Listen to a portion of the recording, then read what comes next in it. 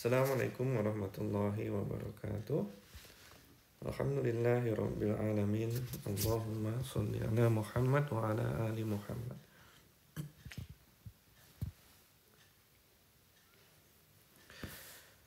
Teman-teman, kita masuk lagi ke kajian tafsir, masih di surat ke-6 Al-An'am, masuk ke ayat 50. Kita sama-tahu bahwa Al-An'am ini membahas mengenai argumentasi yang disampaikan oleh Nabi Muhammad SAW dengan petunjuk Allah untuk mematahkan hujah-hujah kaum kafirin, supaya mereka sadar bahwa mereka berada di pemahaman yang salah. Mereka nggak punya alasan yang kuat dalam rangka mempertahankan idealisme mereka menyembah patung-patung sebagai sekutu daripada Allah. Nah, kemudian dalam argumentasi itu ada syubhat yang orang kafir itu miliki. Contoh di antara syubhatnya itu, kenapa Rasul daripada Allah itu miskin? Kenapa dia harus jualan di pasar buat mencari nafkah? Kenapa kok dia tuh nggak tahu yang gaib? Terus kenapa kok dia tuh manusia sama seperti kita? Harusnya kan Rasul daripada Allah itu kuat, seperti malaikat. Nah, itulah syubhat-syubhat yang ditiupkan oleh Syaitan kepada mereka dalam rangka usaha untuk membelokkan jalan yang lurus. Dan kita akan sama-sama pelajari di ayat berikut ini. A'udzu billahi minasyaitonir rajim. Qul la aqulu lakum indi khazainullah.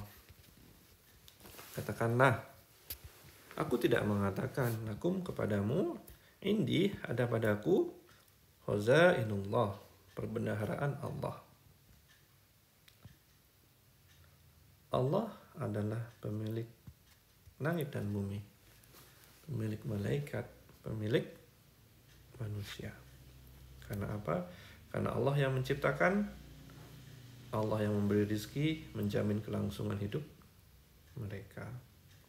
Sekiranya Allah cabut rezeki, merupakan alat kelangsungan hidup bagi manusia, tentu manusia nggak bisa meneruskan kehidupannya. Nah, Nabi Muhammad SAW diminta oleh Allah bahwa saya ini nggak punya kepemilikan atas apa yang Allah miliki.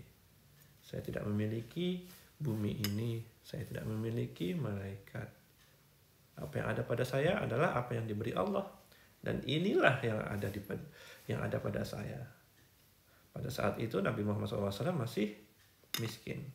Kita harus tahu dalam surah Nabawiyah bahwa Nabi Muhammad SAW itu memiliki tahapan kehidupan, ditinggal oleh orang tua, ditinggal oleh kakek atau datuk, ditinggal oleh paman, di mana kehidupan beliau pas-pasan. Bisa dikatakan hanya cukup saja. Nah, saya nggak punya apa-apa. Mungkin kalian memandang kalian ini orang miskin, ya. Karena apa? Walaupun saya ini Rasul daripada Allah, inilah harta yang Allah berikan kepada saya. Yang kedua, wala a'lamul ghaib, dan aku tidak tahu benda yang gaib, benda yang nggak nampak, kecuali apa yang Allah beritahukan. Nabi Muhammad nggak tahu masa depan, kecuali apa yang Allah sampaikan kepada beliau. Nabi Muhammad ketika istrinya kehilangan kalung, Aisyah kehilangan kalung, Nabi Muhammad nggak tahu kalung itu ada di mana coba. Karena Nabi Muhammad SAW nggak tahu yang gaib. Kemudian ketika orang kafir meminta diturunkan azab, kamu kalau beneran kamu itu Rasul daripada Allah, turunkan azab seperti apa yang kamu bilang. Nabi Muhammad SAW tahu azab itu akan turun, tapi nggak tahu kapan. Itu adalah tafsir daripada aku tidak tahu apa yang gaib.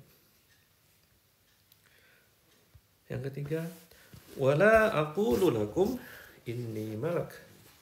Dan aku tidak mengatakan kepada kalian sesungguhnya aku adalah malaikat. Di antara syubhat yang ditiupkan oleh setan kepada orang kafir adalah kenapa utusan daripada Allah ini hanyalah manusia biasa yang makan, minum, tidak punya kekuatan yang dahsyat, tidak bisa terbang. Apa bedanya sama kita? Apa kelebihan dia? Iya, Nabi Muhammad SAW bukan malaikat. Ini adalah sesuatu yang ditegaskan. Karena ketika Nabi utusan Allah itu adalah malaikat, tentu umatnya akan mengatakan, iyalah kita nggak bisa niru Nabi kita. Sama seperti sekarang kan ada di antara syubhat, orang-orang selalu berkata bahwa kita ini nggak bisa ngikut Nabi Muhammad. Dia kan Nabi, kita kan bukan. Kita hanya orang biasa. Benar kan? Sering dengar kalimat itu. Itu padahal masih sama-sama manusia. Coba bayangkan umpamanya Nabi itu seorang malaikat. Tentu lebih banyak lagi orang yang bilang seperti itu. In attabi'u illa ma yuha ilayya.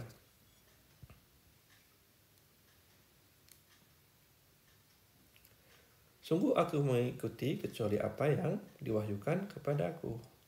Jadi saya ini tidak menemukan sesuatu, tidak membuat sesuatu yang baru, tetapi apa-apa yang Allah turunkan ilmunya kepada beliau.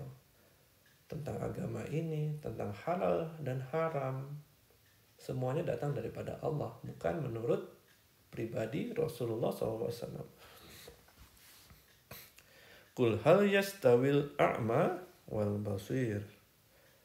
Katakanlah apakah sama orang yang buta dan orang yang melihat.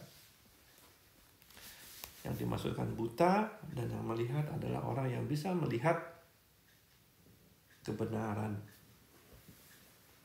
Orang-orang kafir mereka tahu bahwa mereka tidak berdiri di atas hujah landasan yang kokoh. Akan tetapi mereka bersikeras dalam kekafirannya. Karena apa? Karena hati mereka sudah ditutup oleh Allah. Dikarenakan dosa-dosa mereka di masa lalu. Afala tatafakkarun? Apakah kamu tidak berpikir? Wa anzir bihil ladzina yakhafuna ay yuhsyaru ila rabbihim. Dan peringatkan dengannya orang-orang yang takut bahwa mereka akan dikumpulkan kepada Rabb mereka. Kita harus tahu bahwa kita memiliki fase kehidupan. Sekarang kita berada di fase kehidupan yang pertama. Nanti ada fase kehidupan yang berikutnya. Kita harus tahu di fase kehidupan berikutnya itu kita akan menghadap kepada Allah. Allah akan beritahukan kepada kita raport dari kehidupan kita. Dan kita akan mempertanggungjawabkan semuanya di hadapan Allah. Laisa lahum min dunihi waliyyun wala syafi'un la'allahum yattaqun. Tidak ada bagi mereka dari selainnya waliyu, pelindung, orang yang bisa melindungi mereka. Syafi'i, orang yang memberikan syafaat, yang bisa menolong, menyelamatkan mereka dari siksa neraka. La'allahum yattaqun, agar mereka bertakwa. Jadi hanya Allah yang bisa melindungi kita di hari akhirat. Karena Allah adalah Malik dari Yaumiddin, Malik Yaumiddin. Jadi orang-orang yang merasa punya kedudukan di muka bumi ini, punya posisi yang tinggi, sehingga mereka berpikir bahwa apa yang mereka miliki di kehidupan pertama ini akan dibawa pada kehidupan kedua, tolong pikirkan baik-baik, karena itu adalah pikiran yang salah. Kita harus cari muka di depan Allah. Kita harus rayu Allah. Kita harus tunjukkan sama Allah. Kita itu layak atas surganya Allah. Layak atas pertolongannya Allah. Kalau di dunia ini kita dekat dengan Allah, di akhirat Allah akan menjaga kita. Kalau di dunia ini kita sama sekali nggak pernah melakukan pendekatan kepada Allah, Allah itu adalah zat yang asing buat diri kita, begitu juga apa yang terjadi di akhirat.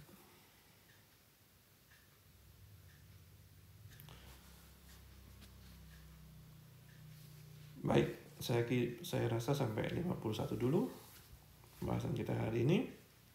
Assalamualaikum warahmatullahi wabarakatuh.